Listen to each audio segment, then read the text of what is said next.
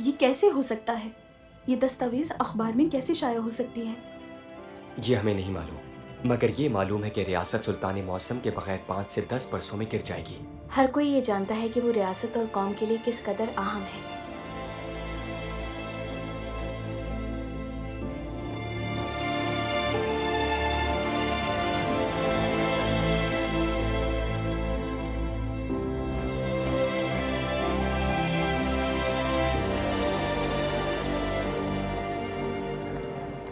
जनाब हेकलर, अगर ये सब बातें सच हैं, यानी अब्दुल हमीद मौत और जिंदगी की कश्मकश में है और कुछ दिन में मर जाएगा, फिर तो इस खबर से बाजार में हलचल मच जाएगी और हमारे आदमी खूब मुनाफा कमाएंगे। सफीर साहब, जो आपने सुना बिल्कुल दुरुस्त है। वो जाइए और जाकर अपने तमाम आदमियों को आगाह कर दीजिए। अब्दुल हमीद मौत के इतने करीब हैं, इस खबर से बहुत खुशी हुई मुझे। रियासत के साथ सरमायाकारी करने वाले अपनी रकूम वापस निकलवा लेंगे। रियासत को न सिर्फ नुकसान पहुंचेगा बल्कि इस तरह वो तबाह हो जाएगी। लेकिन मुझे उसे बिस्तर मर्ग पर देखे बगैर यकीन नहीं आएगा। मेरा यकीन कीजिए आप लोग, वो शदीद बीमार है। जुल्फुल इस्माइल पाशा के जिला वतनी के फरमान पर सिर्फ वजीर आजम ने मोहर लगाई है। इससे साफ जाहिर है अब्दुल हमीद इतना बीमार है कि मोहर नहीं लगा सकता। वो सुल्तान अब्दुल हमीद की बात कर रहे हैं हम जनाब हिटलर। वो कब क्या कर देगा किसी को भी मालूम नहीं होता। तो फिर हम महल चलते हैं, अब्दुल हमीद से मुलाकात के लिए कहेंगे हम। अगर वो कबूल नहीं करते तो हम समझ जाएंगे कि ये सारी खबरें दुरुस्त हैं। फिर हम अपने सरमायाकारों को वसूख के साथ कह सकेंगे कि ये खबरें दुरुस्त हैं और फिर वो उसी के मुताबिक इकदाम करेंगे। ठीक है, ये मुनासिब रहेगा। इंतजार किसका है? चलिए अभी चलते हैं। चलिए।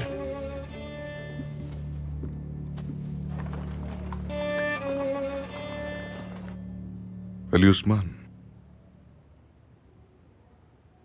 मैं आपको एक ऐसी बात बताने आया हूं जो आपने पहले कभी नहीं सुनी। दरअसल मैं आपको आज यहां हकीकत से आगाह करने आया हूं। कल क्या होगा बेटा मुझे नहीं मालूम,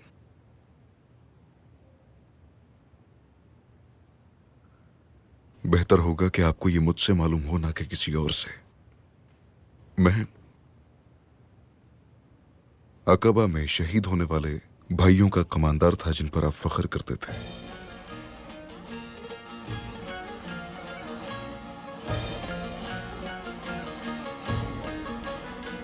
रियासती निजाम के लिए मैं एक सिपाही था जो पहाड़ों और गारों में लड़ता था। मैं वो हूं जिसने रियासत पर जुल्म करने वालों और हमारे झंडे के साथ गद्दारी करने वालों को सजा दी। मैं वो हूं जो आज तक जान हथेली पर रख के रियासत के दुश्मनों के खिलाफ लड़ता रहा हूं बेटा।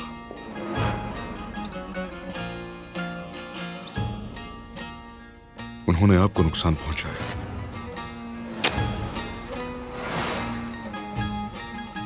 आपके सिपाहियों को शहीद कर दिया। उन्होंने हमारी रियासत पे हमला किया।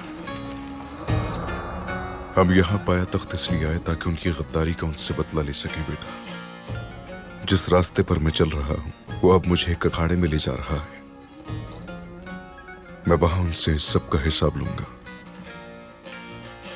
मैं अल्लाह के हुक्म से उनके तमाम तरनापाक मंसूबों को खाक में मिला दूंगा। बाकी सब तकदीर है बेटा। मैं अगर वापस ना हूं तो ये बात याद रखना, आपके बाबा रियासत के लिए काम करते थे, रियासत के एक अदना से रुकन। रियासत के रुकन होने का मतलब रियासत के लिए सिर्फ मुश्किल हालात में लड़ना ही नहीं है। रियासत के रुकन होने का मतलब है अपनी रियासत को अव्वलीन तरजीह पर रखना, अपने झंडे को सरबुलंद करना, मिल्लत का बोझ कंधे पर उठाना और मजहब को हमेशा अपने सर पर रखना। इन सब बातों को याद रखना और इसी पे अमल पैरा होना। वही करना जो तुम्हारे बाबा ने आज तक किया है। मैं चाहता हूं कि तुम भी रियासत के सिपाही बनो और अगर इसकी भलाई के लिए तुम्हें अपनी जान का नजराना भी पेश करना पड़े तो हरगिज़ गुरेज मत करना। तुम समझ रहे हो ना मेरे बच्चे, क्योंकि ये रियासत का हक है।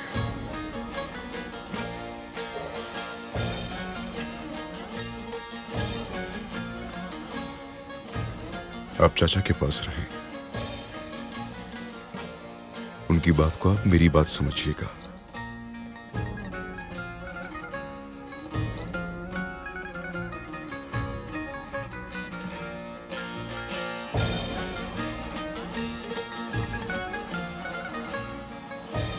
अली उस्मान, मेरी जान,